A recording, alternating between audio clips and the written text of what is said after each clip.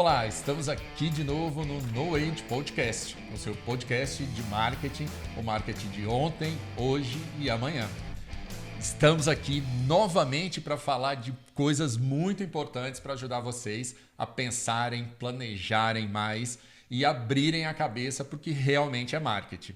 E hoje temos um episódio especial também porque temos uma convidada ilustre aqui, a Alessandra Alckmin, que vai se apresentar para a gente e vai nos ajudar a pensar sobre o que a gente tem que ver em tudo que está da porta para fora. A gente fala aqui muito e defende muito a questão de estratégia, né?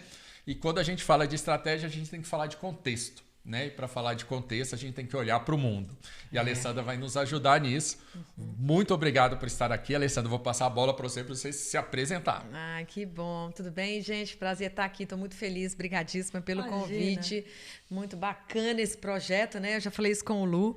E que legal, né? Vocês trazerem essa discussão, falar desse marketing de ontem, né? Porque tanta coisa acontecer, né? O mundo vem mudando tanto, tanta coisa, tudo tão acelerado. E é legal a gente começar a olhar para trás e ver o que deu certo, o que não deu, o que foi importante, até para a gente ver hoje o que a gente está fazendo, né? E também resgatar, né? Porque a gente acha que muita coisa a gente acha que o passado ficou. Então vamos começar a pensar o que é de importante lá de trás para hoje. Eu sou Alessandra Alckmin. Eu sou uma pessoa apaixonada aí pelo esse contexto de mundo, como o Luciano falou. Sou palestrante, sou mentora, né? Eu tenho uma metodologia que eu trabalho hoje com mulheres. Estou como vice-presidente da Associação Comercial aí de Minas. Estou lançando agora uma nova escola para palestrantes e comunicadores, né? Eu terminei uma história, agora a gente começa uma outra história com novas pessoas, novos parceiros. E estou super feliz. E tem uma startup hoje no Reino Unido lá, né? Que a gente está escalando, crescendo, que é a Deri, que ela trabalha com inteligência artificial para suspeição diagnóstica do TDAH. Então, a gente tem um sócio lá e estamos escalando, trabalhando com o governo, com algumas escolas. Eu estou super feliz com isso. E um programa na CDL-FM, né, gente? Que a gente fala também aí de economias do futuro, de muita coisa bacana aí. E é isso. Prazer estar aqui. Obrigada. Ai, que bom. Nós agradecemos aí. Vocês viram que a Alessandra vai nos ajudar muito aqui nessa discussão sobre contexto, né? Então vamos continuar as apresentações, Carlota. A gente tem esse hábito, sabe, Ale? Porque podem estar chegando no nosso podcast pela primeira vez, né? Então, todo podcast a gente se apresenta. Mais uma vez, Carla Figueiredo, advisor de marketing, comunicação e branding. Estou professora Esquemar em Fundação Dom Cabral. Isso, eu sou Fabiola Regadas, eu sou estrategista de marketing e de vendas, também sou mentora, tenho uma consultoria e estou aqui para contribuir com esse podcast maravilhoso. Então vamos lá, eu sou o Luciano Alto, eu sou estrategista de marca e negócios, tenho um olhar especial aí para a nova economia e para ajudar empreendedores 40 a mais a descobrirem esse universo, né? E conseguirem ter melhor resultado. Sou palestrante, consultor, mentor e é um prazer a gente estar aqui e no meu caso, né, vou falar já no início, especialmente é um grande prazer ter a Alessandra aqui, porque a Alessandra é uma das pessoas responsáveis por me abrir os olhos para todo esse conteúdo que eu falo hoje, de nova economia, de entender esse contexto de mundo, né? Então, assim como me ajudou bastante, eu tenho certeza que vai ajudar toda a turma que está aí. E aí, Ale, para a gente começar, como é que você vê essa importância mesmo do contexto, né? Desse olhar para fora, porque as empresas, muitas vezes, né, quando a gente fala do marketing, tudo, as empresas até falam, vamos fazer pesquisa, vamos olhar ali o consumidor e tal, mas existe essa miopia ainda de se ver como, né, como uma ilha, olhar para o umbigo e às vezes não olhar porque está lá fora, né? Não, e você sabe que eu tenho percebido muito, eu estou fazendo esse curso de formação de conselheiros, então as discussões que eu venho percebendo de alguns professores, né, muito bons, por sinal, mas alguns professores que eu ainda percebo que tem ainda uma miopia de não olhar esse para fora, né? Quando você escuta assim, não, vamos pensar na empresa, o negócio é só lucro, mas não está entendendo um pouco dessas mudanças, do que está acontecendo fora, né? Dessas transformações, né? Do que as empresas estão passando, né? E assim, de achar que ESG não é tão importante, né? E aí Isso me dá uma coceira enorme. Eu falo, não, aí eu trago essa pauta, gente, vamos falar de capitalismo consciente, vamos entender que existe propósito, né? Não é que o lucro não é importante, ele é extremamente importante. Mas eu acho que as empresas estão começando a rever essa questão, né, do seu propósito, da sua missão. E quando eu falo de contexto de mundo, e aí eu tento trazer isso no curso, justamente para falar, gente, peraí, vamos dar uma olhada para fora aqui, o que está rolando, né, aqui fora. E eu faço isso muito, né? Eu recentemente, eu estou dando uma mentoria para uma metodologia que eu tenho, que eu faço em parceria com o Sebrae para mulheres. Então, assim, eu poderia abrir a mentoria, dar as metodologias e vamos aplicar, mas eu sempre tenho assim 2 aulas ali reservadas para falar de contexto de mundo. E eu falo para elas, olha, antes de mais nada, eu tenho que contar para vocês um pouquinho do que a gente está vivendo, o que acontece, por quê. Você pode ter certeza ali que 100% não sabia o que estava rolando. Estava totalmente assim, sem entender. Um exemplo, Ale, só para a gente, assim, qual é só para a gente tentar, de alguma maneira, dimensionar o tamanho do desentendimento ou da ignorância. Não faz a menor ideia do que é, por exemplo, o que é o mundo VUCA, não sabe o que é o mundo BANI, não sabe por exemplo, o que é SD, muitas não sabem também, nem essa pauta, o que é isso? Eu preciso colocar isso no meu negócio, mas o que está acontecendo lá fora? Não olha o fora, está preocupado em olhar dentro o meu negócio, fazer é só a isso. gestão Mas do dia a não, dia exatamente. do negócio? Do dia a dia do negócio, mas ela não entende que muitas das coisas que acontecem hoje, esse contexto de mundo, impactam direta e indiretamente, né? Então, quando eu falo para elas, olha, vamos entender o que está acontecendo, né? O que é essa loucura, essa velocidade, o quanto que as pessoas estão sendo afetadas por tudo isso, né? A questão da saúde mental, a questão desse olhar mais para o colaborador, de entender, né? Essas pautas que a gente fala de humanização dos processos e tudo mais. Né? Então, ainda não percebem isso. Então, quando eu trago, eu sempre quando termino as 2 aulas, eu recentemente até uma mandou uma mensagem, falou, nossa, você deu uma bagunçada na minha cabeça. Atingir meu objetivo. Atingir o objetivo. Ela falou, eu não sabia disso tudo, e esse tanto de livro que você deu, que a gente tem que ler, você fala de antifragilidade, você fala de tantas outras coisas, e eu não fazia a menor ideia o que era isso, e eu falei, pois é isso. Ale, e uma curiosidade, só para emendar, é imediato ou qual que é o gap entre você bagunçar a cabeça das pessoas? Acho que talvez essa seja uma afinidade que tenhamos. A Aninha, minha ex-sócia, um dia me apresentou como essa aqui é a minha mind shaker. Eu adoro fazer reunião com a Carla, mas eu não gosto de fazer reunião com a Carla porque ela bagunça muito a cabeça da gente. E essa relação entre o que está acontecendo lá fora e como é que eu utilizo e trago para o meu negócio? Você tem essa case para contar para a gente? Assim, eu fiquei curiosa, sabe? Porque é de imediato? Entendi que o mundo é VUCA, BANI, e eu vou aplicar isso no meu negócio? Não é não é de imediato, mas quando ela passa a entender a proporção, né, entende que esse contexto de mundo, querendo ou não, está interferindo ali no negócio dela, mas ela entende o que vem isso, de onde vem isso, enfim, todo aquele contexto que eu trago, né, o Luciano conhece bem, o que a gente explica, o que a gente fala. Eu vou te dar um exemplo, tá, desse case. Recentemente, eu fiz uma mentoria com uma aluna de Ponte Nova, que trabalha com vendas, tá? Com vendas. Muito boa, expert em vendas, assim, fantástica. Mas ela queria uma mentoria para ela queria se tornar palestrante, era a primeira palestra dela, ela queria uma mentoria para ajudá-la.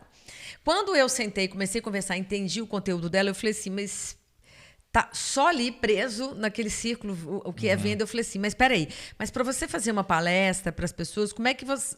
Vamos fazer um olhar de fora para dentro, vamos ver o que está acontecendo fora. Aí ela falou, não, mas vamos voltar no tempo, vamos lá na pandemia, né? Quais foram as empresas que suas vendas foram afetadas tanto negativamente e outras positivamente? Quem cresceu? Quem não cresceu? Ela não tinha a menor ideia que isso, se ela fizesse esse olhar para fora, isso poderia contribuir porque ela fala muito, porque ela é muito boa de atendimento, ela é primeira na empresa, mas ela não sabia de que muitas dessas coisas lá fora interferirem muito. Então, quando ela percebeu o contexto, ela entendeu o que é esse mundo, essa coisa toda, a velocidade, eu ensinei para ela, abre a sua palestra, traz o contexto, depois você traz a dor, o problema, e você começa a entrar na solução. E provoca isso. Depois um call to action no final, e para que as pessoas também reflitam. pois ela conseguiu entender o processo todo, ela trouxe essa pauta, ela mergulhou nos estudos, eu dei todo o caminho, ela foi entender, eu falei, peraí, mas você está falando de vendas, de sua venda, mas quem é esse novo? Você sabe que o consumidor não é mais o mesmo, ele mudou, o cliente não é mais seu, o cliente é dele agora, ele toma as decisões. E você sabe quem são esses consumidores, esses clientes do futuro? Ah, não, é normal. Não é. Não. Então, não é. Existem... Aí traz mais estudo, vamos aprofundar mais. E aí eu vou navegando com ela em todo esse contexto, eu vou trazendo essas pautas atualizadas, importantes. Aí o trabalho dela, a palestra dela, no final, virou uma palestra super bacana, né? Virou um conteúdo super atualizado, que ela falou comigo. Eu jamais faria isso. Eu falaria, essa é a venda, eu faço isso, e meus números são esses. Eu jamais pensaria que se eu entendesse o que está acontecendo lá fora, os impactos disso nas vendas, nas empresas, isso poderia ser importante no meu trabalho. E isso deu super certo. E aí a gente já está na segunda palestra, construindo um segundo tema, e muito com esses estudos aí de contexto de mundo. Ela é um case de sucesso, ela literalmente aplicou. E um negócio importante desse case aí, né, de uma pessoa, para a gente traduzir isso para as empresas também, né, para os profissionais aí que estão nos assistindo, o quanto é importante entender esse contexto para você conseguir traduzir isso depois em resultado efetivo, né? Entender o seu consumidor, entender pelo que ele está passando, o que ele está vivendo naquele momento, como é que o seu produto ou o seu serviço pode ajudar ele nesse momento, né? Porque a gente está ali, naquela velha história, né? Para resolver as dores ali também do cliente. Só que para chegar nesse lugar de resolver, você tem que entender, né? Quais são essas dores aí. E eu acho que assim, da minha vivência também, e até levando isso também para as mentorias, é muito importante mostrar para as pessoas essa necessidade desse olhar para fora, né? E aí, Ale, eu queria que você começasse aqui para a gente ajudar a turma também naquela base, né? Porque até hoje, às vezes, quando a gente chega em algum lugar e fala da questão do mundo VUCA, que mundo VUCA é esse? O que é isso? E o mundo Bunny? Tirou da minha boca que eu ia pedir para falar um pouquinho sobre isso, porque eu acho que é ainda muito novo, né? Sim, claro, eu vou fazer assim, só uma pequena linha do tempo. Né? Se a gente for pensar um pouquinho assim, eu sempre faço, eu gosto daquela... De falar na minha palestra assim, a gente tem o AD e o DC, né? O AC e o DC. O antes, que a gente, até então, você imagina que é antes de crise, depois de crise. É o antes da Covid, depois da Covid. Falo a mesma coisa, Ale. E aí, se você for pegar antes, né? Eu falo isso muito assim. Bom, se a gente for imaginar o que a gente estava vivendo antes, a gente vivia um contexto de mundo que ele estava passando por várias transformações, tanto tecnológicas, né? Muita coisa acontecendo. E aí, lá pela década de 90, né? Aí já tinha, né? Veio a globalização, essas transformações todas, mas na década de 90, né? O Exército Militar Americano, eles estavam trabalhando com táticas e planejamento de guerra e, naquele momento, eles estavam entendendo que as coisas estavam muito mais rápidas, que assim, as decisões estavam muito assim, num contexto ambíguo, as coisas muito complexas demais. E na cabeça do Exército Militar Americano, aquele era um contexto de mundo que estava girando muito rápido e as coisas não estavam seguindo como seguiam antes. Na verdade, os nossos pais, a geração passada, a gente via muito dessa coisa de vamos casar, vamos comprar casa, tudo muito planejadinho. Muito linear. Muito linear. E aí, quando... E muito formatado, né? Muito formatado. A gente veio disso, né? Eu vejo meus próprios pais. Então, o VUCA surge, esse mundo, esse contexto de mundo VUCA, que é um acrônimo, né? VUCA, ele surge no vocabulário militar americano, na década de 90, para traduzir os cenários voláteis e incertos que eles estavam percebendo nos campos de guerra.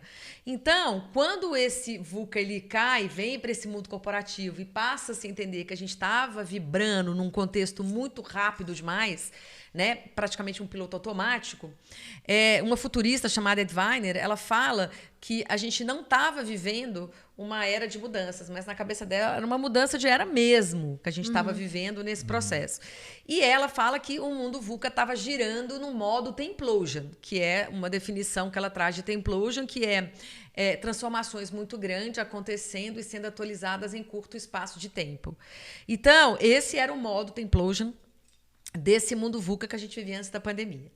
Então, eu falo isso muito assim, como é que você se percebe antes da pandemia e você se percebe depois? Enquanto pessoa, né? Enquanto indivíduo, eu faço E quando você para no meio da pandemia, você fez essa reflexão, falou, caramba, peraí, como é que eu estava vindo dali, né? Num contexto muito, muito rápido demais, como é que estavam as coisas? Então, a pandemia, ela faz esse corte, né? E Jamais Cássio, que é um futurista, ele já tinha desenhado essa ideia desse novo contexto de mundo que viria mais para frente, que seria o mundo bunny, né? Mas quando a gente passa por uma pandemia, ele fala, gente, essa pandemia ela é uma mudança totalmente comportamental, porque o bunny ele fala de um mundo mais frágil, ansioso, não linear e incompreensível. Então, quando ele percebe que a pandemia, né, eclodiu as fragilidades humanas, né, a ansiedade naquela proporção, né, as coisas não... Como é que se explica uma pandemia, uma coisa fechada por anos? A gente não sabia quando, né, uma coisa ia abrir. Então, o mundo bunny ele chega nessa pandemia, né? Obviamente, muitas coisas foram aceleradas, transformação digital e tudo mais. E aí a gente cai nesse novo contexto de mundo que mostra o seguinte, é isso aí, ó, o nosso modo de sobrevivência agora é entender que certezas não teremos mais. As nossas únicas certezas serão as incertezas, né? Sim. Então, como é que a gente navega agora, a partir de agora, nesse novo contexto de mundo, com essas fragilidades humanas, a fragilidade do mundo, do sistema econômico, de tudo que a gente vive, e como é que a gente lidar com essa ansiedade, que aí entra essa questão até da saúde mental, que a pandemia também eclodiu. Então, a gente vive hoje um contexto de mundo que a gente talvez não está conseguindo nem explicar, né? Eu falo assim, como é que você explica, né, uma dupla, vou trazer um exemplo de uma mãe e uma filha que vão de influenciadoras, de milhões de seguidores, vão para uma rua dar um macaco de pelúcia e uma banana para uma criança negra. Então, são coisas incompreensíveis, no meu ver, assim, hoje. Incompreensíveis. É incompreensível. Né? E aí, como que as pessoas estão ganhando... para ganhar engajamento, elas precisam contar histórias fakes o tempo inteiro, né? A gente está vivendo essa...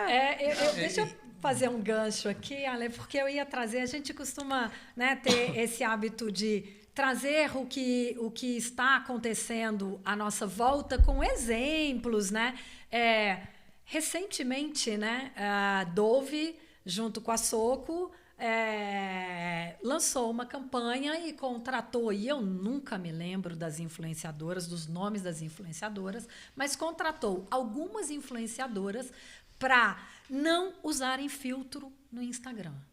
Todos os posts que essas influenciadoras fizerem daqui para frente são posts de uma campanha da Dove por uma vida mais de verdade, porque vamos combinar, né? Já é incerto, já é ambíguo, já é complexo, ansioso, e a gente ainda adiciona camada de tecnologia para fazer ficar mais incerto, mais fake. Louco. É incompreensível, gente. Incompreensível. Não, igual um caso mais interessante que me causou agora, assim, foi aquele viúvo do Twitter.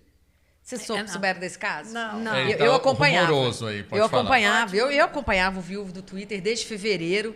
Esse cara explodiu e porque a mulher dele faleceu, tinha uma doença, né, degenerativa, faleceu, tinha uma filhinha, e ele era um fotógrafo e ele passou a escrever cartas de amor para a esposa dele. Então ele ia para os lugares, falava, olha, meu bem, estou aqui com a nossa filha, me lembrei de você, dos nossos momentos. Então era o viúvo do Twitter, porque ele escrevia cartas de amor apaixonantes, e as pessoas nossa, meu Deus, que é isso, que coisa linda, todo mundo ali entrou no solidário, entrou no romântico. imaginário, e todo mundo, mais de não sei quantos milhões de seguidores, que coisa mais linda, e todo mundo, e campanha, todo mundo atrás dele, as marcas, cara... 3 dias atrás, uma mulher vai uma publicitária de São Paulo, vai falar na rede social o seguinte, olha, no Twitter, cara, isso é mentira. Eu sou amante dele, desde quando ele era casado. Um mês antes da esposa dele morrer, umas semanas antes, ele foi na minha casa, pediu para eu esperar por ele. E tudo isso que ele está escrevendo, essas cartas, ele escreveu era para mim. Uau. E eu fiquei mal, eu me decepcionei, porque ele se projetou em cima desse sofrimento meu, porque ele, né, me iludiu. Eu tentei suicídio, eu me automutilei, porque eu caí numa conversa, numa história. cara sumiu, aí repercutiu, tá lá nos top trends lá do Twitter, porque não era uma história mentirosa. Então, quando você busca isso e fala, caramba, que mundo é esse que a gente tá? Que as pessoas precisam criar essas mentiras, esses filtros aí. Então, assim, eu acho que esse contexto de mundo, aí quando eu volto a falar do curso, que eu tô com esses, né, são grandes empresários, CEOs, eu falo, gente, olha só, como é que vocês estão enxergando essa nova realidade, né? Como é que vocês estão enxergando tudo isso que está acontecendo, o quanto que isso tudo está impactando na sua organização? E você, líder, né? Que líder você é? Você só está pensando no lucro mesmo? É isso mesmo que você quer, né? E seus colaboradores, né? E seus stakeholders, né? E o legado? E o legado. Aí que eu falo muito desse legado, né? Porque o legado, eu acho que hoje...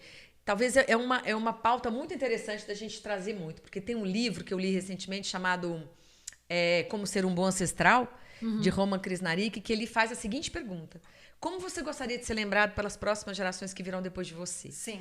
Então, essa responsabilidade hoje que vai para essas novas lideranças, e eu questiono isso no grupo, e ali, muitos ali não conseguem entender, né? Quando eu falo para eles, Alessandra, mas isso é ilusório. Eu falei, tá, mas olha só, recentemente, num artigo da revista Fast Company, falou que os líderes do futuro serão mais sensíveis e intuitivos, e há 7 razões para isso. E aí eu listei as 7 razões, né? Inclusive a razão número 7, que você tá na universidade aí, que é como é que as empresas vão reter agora os talentos, né? Daqui para frente. Que é um maior desafio. É um dos... O quiet quitting.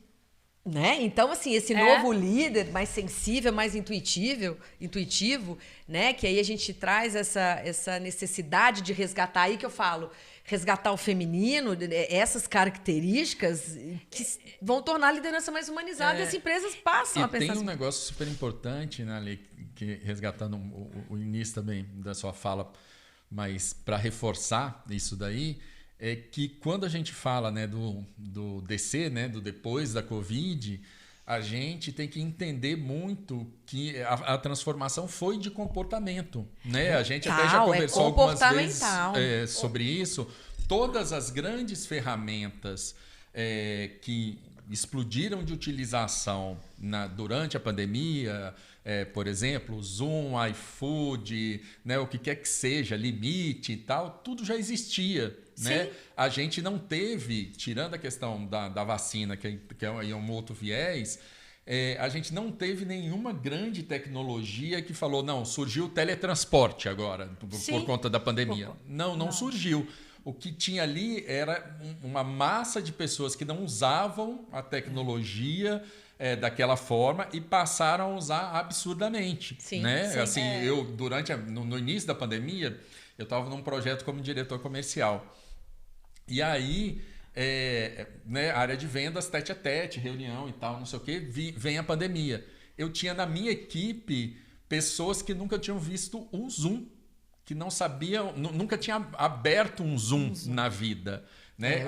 E o Zoom foi um case, né? Assim, foi um case. E assim, ele teve que ser letrado em Zoom para poder conseguir fazer reunião com o cliente, porque a única forma do cliente receber a gente naquele período era através do Zoom. E você sabe que uma dessas 7 razões que eu falei desse artigo falou que o Zoom desconstruiu aquela imagem do CEO, né? Ele desconstruiu, porque muitos ali se desconstruíram ali, né? Porque durante a pandemia passaram a usar o Zoom e de uma forma que eles tiveram que sair daquela imagem toda de inacessibilidade, né? Exatamente. Eu sou inacessível. Onde no Zoom tem o elevador da diretoria e presidência, né? Acabou. Desconstruiu.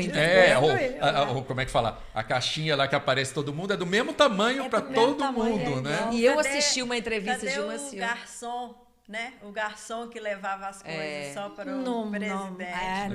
Não tem mais. Então, eu acho que tudo isso, a gente precisa... não tem como você não entender o que aconteceu e o impacto disso na sua empresa.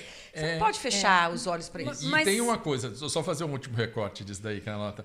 Tem uma coisa que é super importante também, que você falou, quando a gente fala para as pessoas desse mundo bunny, né? E aí, né, a turma de marketing que está nos assistindo aí, é fundamental você passar a olhar isso e trazer mudança para o seu negócio. Você entender que o seu negócio, o seu produto ou seu serviço está inserido no mundo que se fragilizou, que hoje é ansioso, é não linear e tem hora que é incompreensível, o seu consumidor está sendo afetado por tudo isso. Como é que eu vou ajudar o meu consumidor a ser menos ansioso, ou que alternativas o meu produto, o meu serviço pode dar para que ele se sinta menos frágil, né? Então, ou seja, entender desse contexto é fundamental para você conseguir traduzir e trazer isso, porque é um contexto que muda tudo. Quer dizer, nesse mundo que está frágil, ansioso, não linear, incompreensível, como é que a minha equipe está? Que tipo de líder a minha equipe precisa?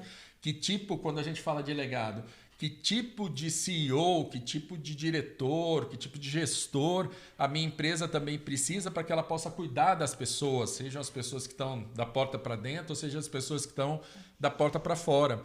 Por isso que é muito importante entender desse contexto, né? Sim. Mas sabe o que eu acho?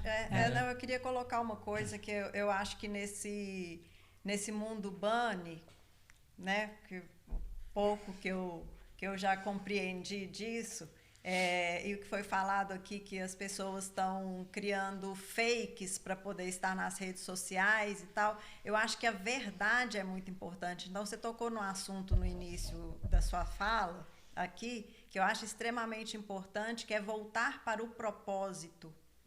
Sabe, voltar para o propósito de empresa, voltar para o propósito, qual é o meu propósito e como que está meu consumidor agora, como é que eu posso passar isso, né, para o meu consumidor e deixar um legado, como é que eu posso tratar esse consumidor incerto e trazer para ele mais... Mas é aí, Fabíola, que eu penso que entra... Né? E esse é um assunto que está e estará sempre na nossa pauta. Eu acho que aí é que entra a história do marketing estratégico, né? Porque tem uma geração de empresas que não nasceu na era do propósito e nasceu de uma era em que o propósito era ganhar dinheiro. Quadro de missão, valor e coisa pregada ali na porta. Mas que era ganhar dinheiro. Não segura mais, gente. Então, mas é porque eu entendo que a gente vive uma era riquíssima, porque concordo. Aquelas empresas, aqueles negócios que, obviamente, resultado do seu tempo, nasceram com o propósito de ganhar dinheiro, de lucro pelo lucro, né? Começam a entender e precisar da gente. E precisar da gente. Sim. E precisar da nova geração. E precisar de novos negócios, novos modelos de negócio. Sem dúvida. Para entender em que mundo estão vivendo. Mas essas empresas são fruto do mundo onde nasceram. Como todos nós.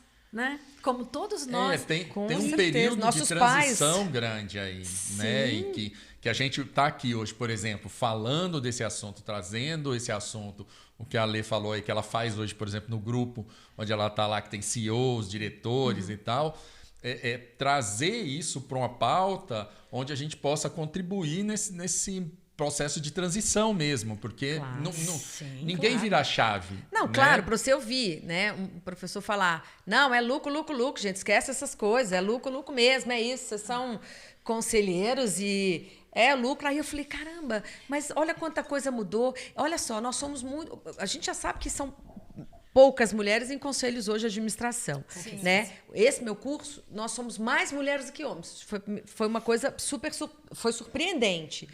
Agora, então isso já é uma grande mudança. Sim. Né? E quando me perguntaram, no primeiro dia que eu entrei na aula e falaram assim, o que você espera de um conselho? Eu falei que se discuta a pauta da diversidade. Eu acho extremamente importante que os conselhos sejam mais diversos, porque eram conselhos que eram grandes ex-executivos de anos de empresas, que vêm de uma geração passada. E aí, quando vira lá e começa a falar que é lucro, lucro, lucro, eu falei, dá licença, gente, dá licença, peraí. Não concordo.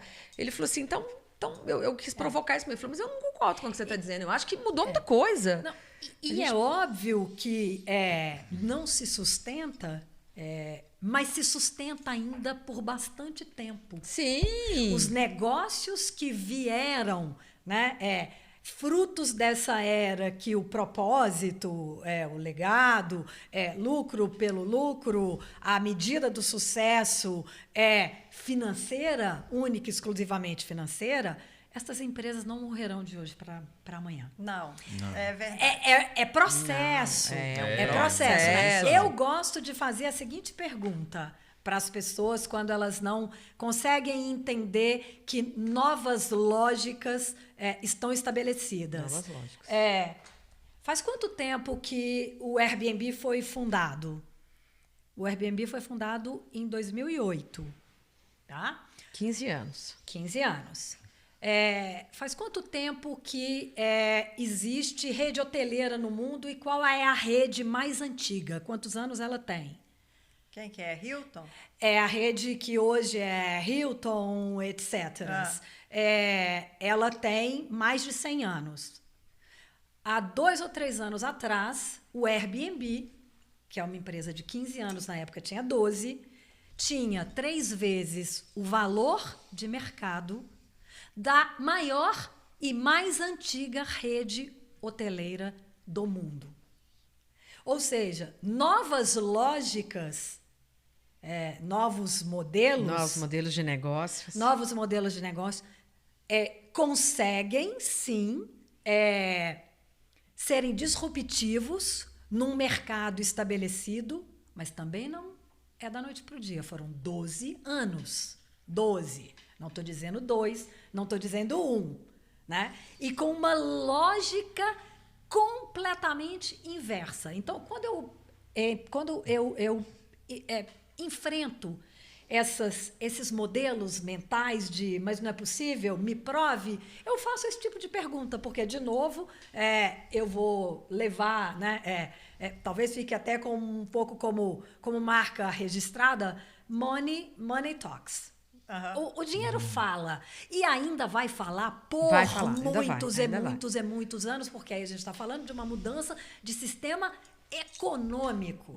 Não, Mas aí quando você pega um Fórum Econômico Mundial, né, que na última reunião em Davos, na Suíça, em janeiro, eles falaram que os negócios precisam ser humanizados. Sim. Precisa falar de legado, né? Então, assim, ainda, eu entendo, né? Tá lá os grandes líderes, mas é um processo que ainda vai demorar. Tudo bem, eles estão dizendo, precisamos mudar, precisamos, né, fazer a grande reinicialização, né? Porque eles falaram, vamos reinicializar o planeta, reinicializar a economia, nos reinicializar enquanto humanos, mas ainda é um processo.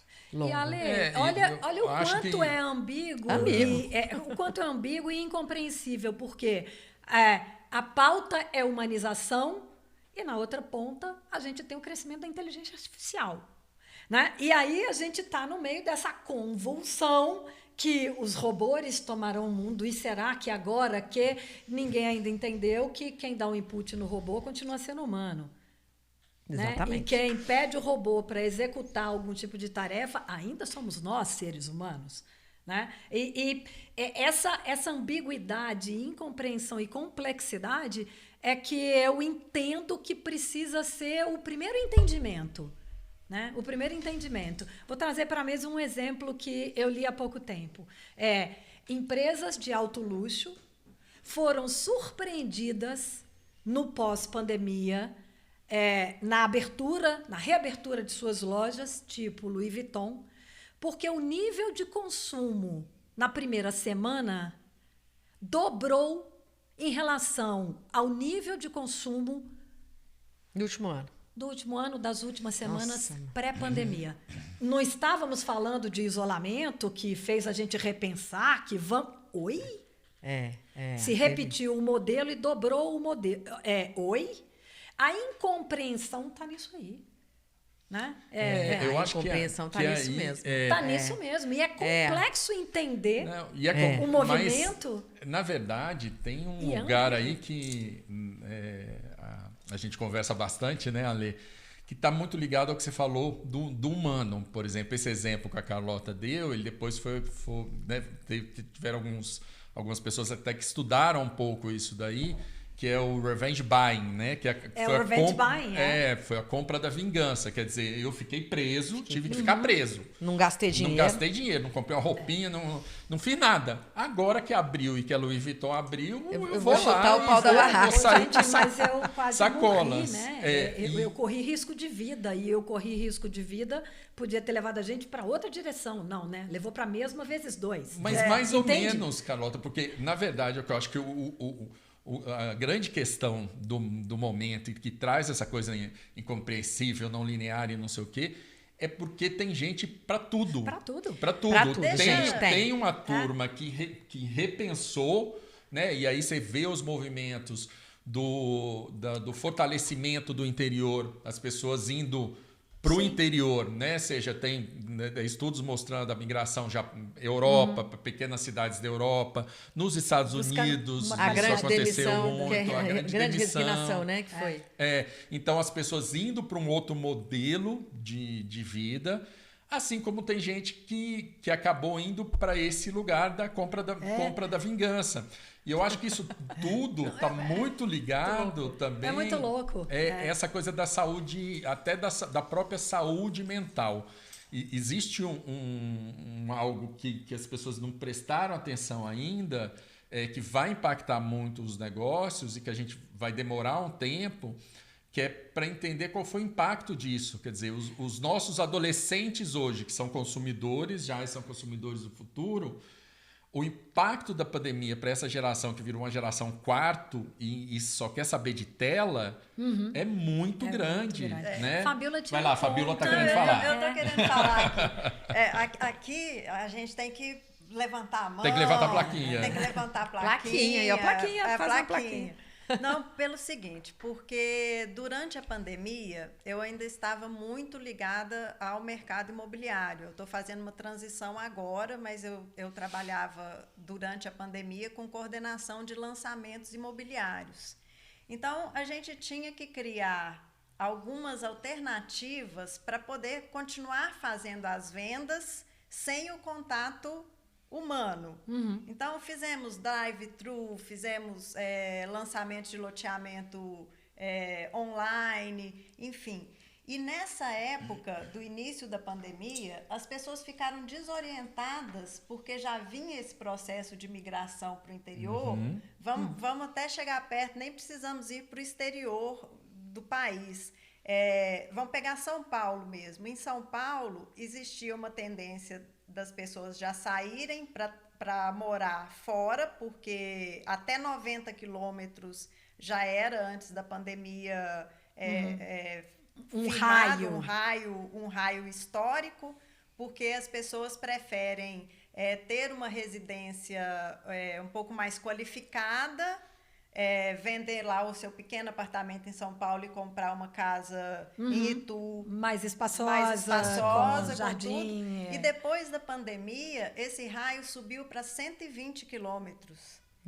E agora as pessoas estão voltando a um comportamento anterior ao da pandemia e não sabem o que fazer com isso tudo. Tanto é que em Belo Horizonte e região, que eu falo que é onde eu trabalhava, 2020 e 2021, o mercado imobiliário bombou de lotes, principalmente lotes e condomínios fechados. Casas e prontas, agora né? ele caiu de novo porque as pessoas compraram no impulso e agora não sabem o que fazer com isso. Então, quer dizer, as empresas estão completamente perdidas. Interessante essa informação. E o que eu acho interessante, que eu vejo muito, você também deve ver, Ale, Lu, Fabiola, são as pessoas não dando conta de entender que os movimentos são esses, né? E continuarão sendo. Eu vou, eu volto, eu fico, eu quero, eu consumo, não, eu não quero consumir mais, eu vou na consciência, eu vou no consumo de vingança, e que é assim que somos. Mas sabe o que eu acho? É assim que somos, mas eu acho que a gente existe público para tudo. Mas eu acho que houve uma ruptura assim desse padrão de antes.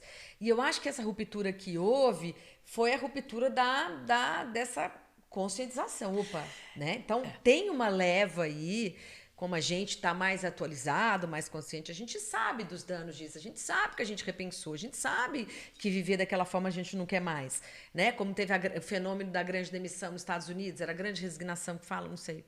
E que foi um processo que as pessoas pediram de demissão em massa porque repensaram que o meu propósito não está alinhado com o propósito dessa organização. O que eu estou fazendo nesse lugar, né? Não, essa empresa polui, de 9 às 5, essa né? empresa Não, e essa vida de 9 às 5, de 9 às né? 5. Foram vários questionamentos. Então, eu acho que houve uma debandada de pessoas que foram para esse lado da consciência, do pensar no legado, dessa mudança. Eu acho que isso foi uma ruptura. A pandemia você provocou. tem um exemplo, claro, que você trabalha bastante com a economia circular, né?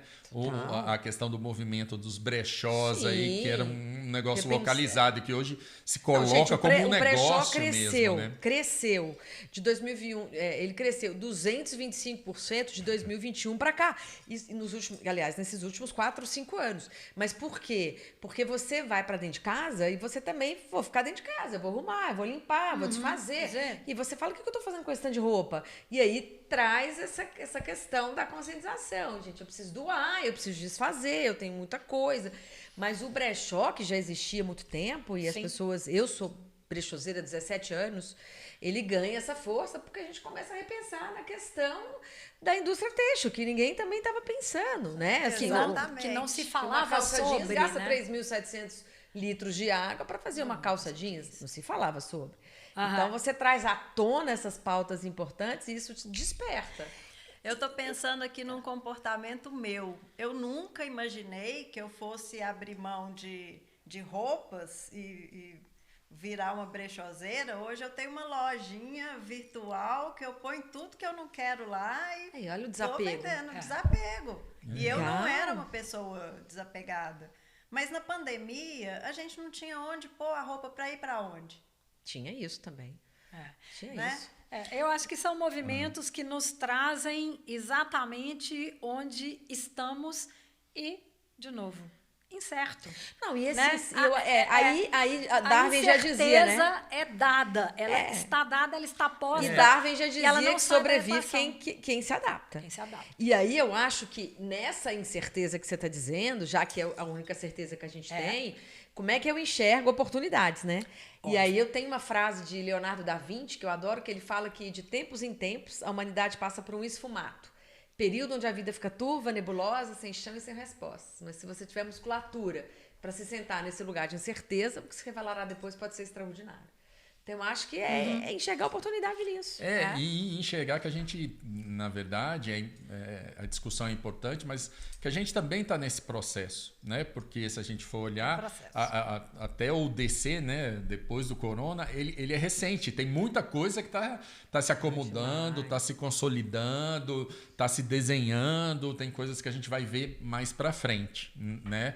E aí eu queria aproveitar esse gancho aqui, para aproveitar a Alê também, para ela falar de um negócio super importante para a gente, que eu acho que é determinante também nesse processo todo e nesse mundo bunny, e que você fala muito bem desse assunto, que é a questão de resiliência e antifragilidade, né? Porque para passar por todo esse processo, para estar nesse processo, a gente precisa muito disso. Eu queria que você falasse sobre isso, Ale. Eu gosto, eu li o livro, né, do Nassim Taleb, quando ele traz esse conceito de antifrágil, né? Como você sobrevive, né, em ambientes de incerteza, né? Como você se fortalece em ambientes de caos. E foi muito interessante, porque até dei uma aula essa semana para essa minha turma de mulheres aí, que eu falo de contexto. Eu dei essa aula de fragilidade, antifragilidade, antifragilidade e resiliência. E é isso. Eu tinha um amigo, coincidentemente, antes da pandemia, tá? Quando a gente falava de resiliência, ele é engenheiro, ele falava assim: para de falar desse negócio. Alessandra, resiliência é propriedade material. Aí ele me explicava, eu falava assim: bicho eu chato, já ouvi cara isso chato, também. Cara resiliência é chato. propriedade material. Que a gente vai aí que eu comecei a entender o processo.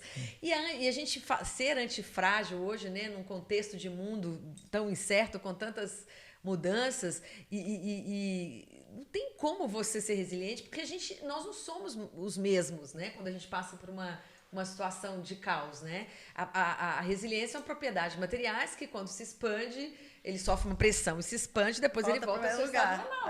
E você voltou ao seu estado normal? Então, eu tenho essa dúvida. Volta, de fato, do ponto de vista... Volta. Para o estado volta, ele idêntico ao anterior. Sem nenhuma ruptura, rachadura. Não tem essa... Não tem.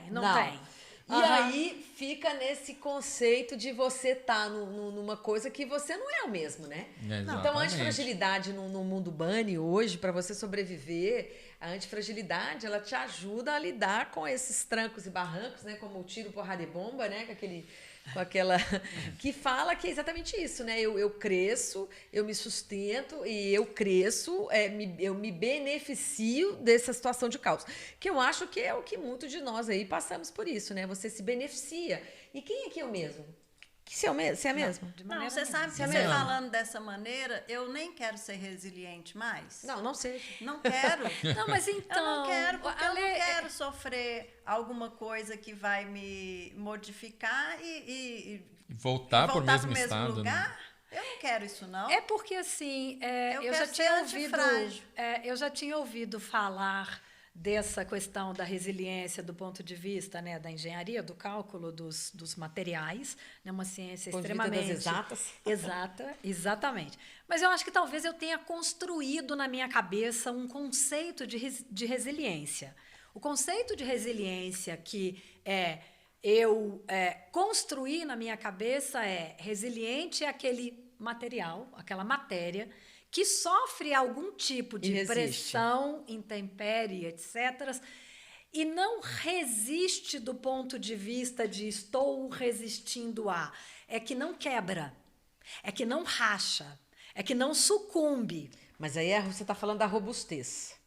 Então, talvez sejam conceitos diferentes, tá vendo? Porque na minha cabeça, resiliente é um bambuzal. Por quê? Ele sofre uma intempérie de vento, ele se dobra até o chão, porque ele tem resiliência, mas ele volta porque ele não quebrou. Mas outras madeiras de outras árvores passam pela mesma ventania e quebram, porque elas não têm resiliência. São quebradiças e são frágeis. Então, de novo, na minha cabeça, eu construí esse conceito de resiliência. Resiliência, para mim, é algo bacana. Aconteça o que acontecer, eu tomo pancada, não sei o que, mas eu não quebro, eu não sucumbo. A antifragilidade, ela acrescenta esse lugar que a Lê falou, de você se beneficiar, você sair desse lugar melhor. Não se quebrar, mas sair daquilo ali melhor e trazendo essas oportunidades que estão ali para se melhorar ou melhorar o seu negócio. Você sai dali melhorado. Você não é mais o mesmo. Diferente, melhor, né? Exatamente. E eu falo porque eu sou um exemplo vivo disso, né? Eu, em 2021, eu tive um problema de coluna. 2020, problema de coluna gravíssimo. Fiquei sem andar, tive uns problemas sérios. 2021, eu caí de uma escada e rompi meu ombro, que já era operado, tive que fazer um enxerto ósseo, né? Eu ainda estou com a mobilidade ainda restrita no ombro. E ano passado eu me queimei. Eu estava indo para São Paulo, fui fazer um café, a vasilha de água fervendo caiu na minha barriga e eu sofri uma queimadura de 2º para 3º grau. Eu tenho um mapa da Austrália na barriga. E aí eu lembro que a minha manicure falou assim, Alessandra, você precisa benzer. Eu falei, não, amada, eu sou uma antifrágil. Tá aqui, tô olhando para essa coisa, falei, eu tô me beneficiando, tá vendo? Para que essa pressa? Né? Vamos melhorar, né? O que eu aprendi com tudo isso que eu passei? Aonde eu melhorei nisso? Aonde eu evoluí, né? Então, eu me beneficio e acho que esse é o pensamento, até para você falar isso mesmo, porque esse é o pensamento necessário para o mundo hoje, né?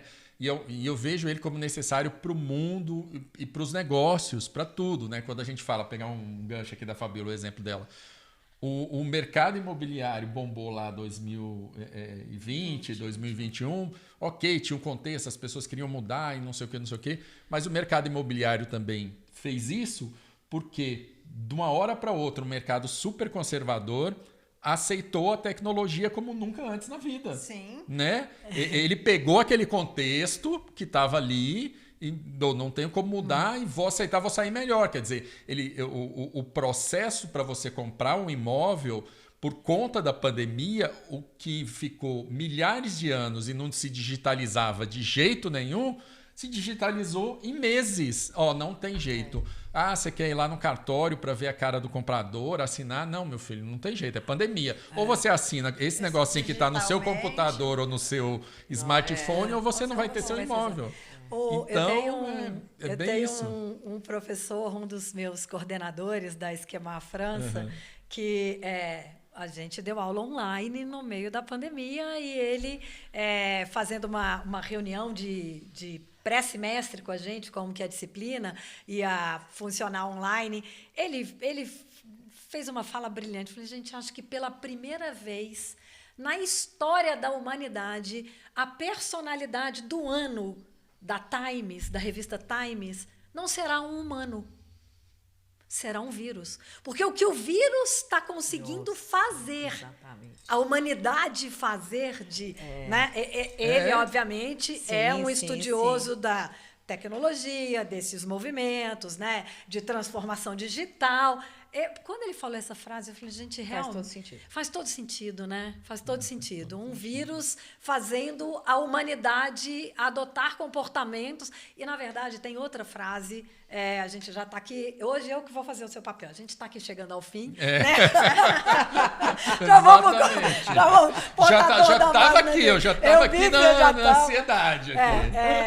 O Clay Skirk, que é eu já vou fazer o meu final, tá? O Clay Skirk, que é um estudioso também de redes, de transformação digital e de tendências de futuro, ele tem uma frase que eu acho brilhante. A humanidade não muda quando ela adota novas tecnologias. Nós, seres humanos, mudamos quando adotamos novos comportamentos. Nossa, perfeito. Não é perfeita essa Perfeito, frase? todo sentido. Isso Pronto, para hoje, encerrei a minha atual, parte. atualiza, é isso, é hoje. É hoje. Quando a gente adota novos comportamentos, é isso mesmo. Olha, a conversa está ótima, mas tenho que fazer o meu papel aqui e já vou jogar aqui na mesa a sugestão. Este episódio pede depois uma parte 2, aí numa outra temporada. Vamos chamar a Alessandra de novo para falarmos desse contexto de mundo. Queria te agradecer muito, Alê. Queria passar a palavra para você, para as suas palavras finais aí. Eu que agradeço aí vocês, a conversa muito agradável. Acho que tem muita coisa para se falar disso, né? Muita coisa. Parte 2 já. A gente senta enfim. Mas eu gosto muito de uma frase que para mostrar um pouco o quanto que essa pandemia impactou e nos obrigou a essa mudança, né? Que eu falo sempre assim, que se você me conhece baseado no que eu era 3 anos atrás, você não me conhece mais. A minha evolução é constante. Permita-me apresentar novamente. Então, eu acho que nós não somos mais os mesmos, obviamente. Então, eu acho que o que a gente tem que fazer é entender o que aconteceu, o que está acontecendo, e a gente promover essa mudança, entendendo que o mundo mudou, é um novo contexto de mundo, as coisas são novas, está tudo aí, mas a gente tem que saber para esse novo. A gente tem que se permitir o novo, né? Porque não dá para a gente fazer mais do que a gente fazia antes. Então, assim, e se adaptar a isso, entender o que está acontecendo, se atualizar. Eu falo muito para os meus alunos, estudem, se atualizem, porque está tudo mudando. Então, assim, quanto mais você aprender, esse lifelong learning, né? Se atualizar, você vai saber fazer essa travessia, sabe? É verdade, quando você se atualiza, você entende, você estuda, você percebe, você se atualiza, você faz a travessia de uma maneira menos pesada. Então, é isso aí. Parabéns para vocês aí pelo trabalho. Obrigada, Ale. Fabíola, suas palavras finais. Eu acho que depois dessa conversa tão profunda, minha palavra final é o que eu aprendi hoje, porque se você me conhecesse antes desse bate-papo e me conhecer agora, eu já mudei. Não sejam resilientes, sejam antifrágeis. Muito bem. Fabíola comprou a antifragilidade. Comprei é isso mesmo. A antifragilidade. Então vamos lá. E as minhas palavras finais aqui, vou fazer um endosso também aí do que a Ale falou, que é essa coisa de aprender, né? A mensagem que eu queria deixar aprendam, mas no mundo que a gente está, e a gente falando aí para os profissionais de marketing, aprendam sobre tudo, sobre o contexto, sobre o que está acontecendo no comportamento, não só sobre ferramentas. Todos os dias, porque vamos combinar, cada rede social tem o seu ritmo de mudança de algoritmo Os algoritmos mudam todos os dias, até para lidar com as ferramentas. A gente precisa aprender todos os dias. Todos os dias. E não se prendam só às ferramentas, né? Tenham essa abertura e o nosso podcast também está aqui para ajudar vocês nesse sentido. Obrigado aí todo mundo que está vendo ou ouvindo e até o próximo episódio.